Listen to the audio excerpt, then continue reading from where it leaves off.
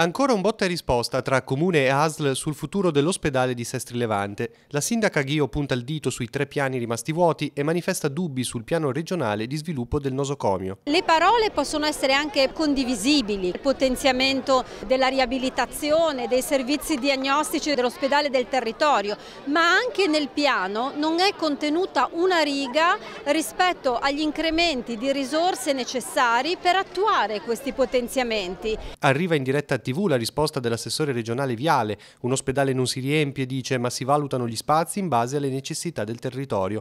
Viale rassicura poi sull'impegno della regione. Perché non è che si improvvisano i processi amministrativi, ci sono alcuni processi che vengono fatti dagli uffici, magari non sono conosciuti, ma sono fatti, e se adesso siamo pronti a partire con i lavori è perché c'è a monte un impegno forte della ASL di mesi. Sul potenziamento dell'ospedale di Sestri Levante arrivano garanzie anche dalla direttrice generale della ASL 4. Siamo assolutamente pronti a tranquillizzare tutti che il mandato dell'ospedale di Sestri Levante è un mandato importante, è un mandato forte e verrà realizzato nei tempi necessari. Si tratta di un percorso di riorganizzazione articolato che, dovendo dare risposta a bisogni di salute complessi, non si realizza in un giorno. La riorganizzazione ospedaliera va nella direzione auspicata tempo fa dal Comitato Assistenza Malati Tigullio, che per bocca del suo presidente invita anche Rapallo a condividere sino in fondo il cammino intrapreso. Bisognerebbe che il sindaco di Rapallo fosse altrettanto lungimirante come è stata la Ghio,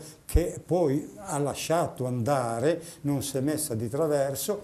Quello di Rapallo dovrebbe fare in modo che questa riorganizzazione sia completa.